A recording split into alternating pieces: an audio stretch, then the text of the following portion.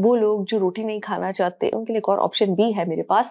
लेकिन अगर आप अपने गट को प्रॉपर हील करना चाहते हैं तो फास्टिंग के साथ अगर आप इस मल्टीग्रेन आटे को इंक्लूड करते हैं उससे बेटर कोई ऑप्शन नहीं हो सकती। उसके बाद अफ्तारी में आपने फिर ग्रेन नहीं लेना।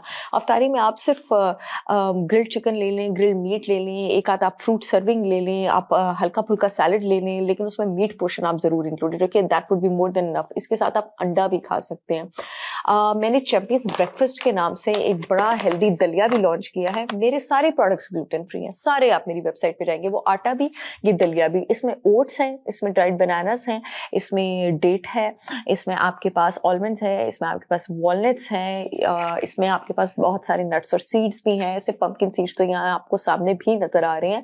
इसको भी अगर आप 3 से 4 मिनट पानी में पकाते हैं और उसके बाद आप ग्रीक योगर्ट में लेते हैं और इसमें आप चाहें तो आप एक शहद का टेबल स्पून डाल सकते हैं, आप चाहें तो एक पीनट बटर का टेबल स्पून डाल सकते हैं। पाकिस्तान में पहली बार वाकई में शुगर फ्री पीनट बटर मैंने लॉन्च किया है। मेरा सिद्ध शहद भी अवेलेबल है।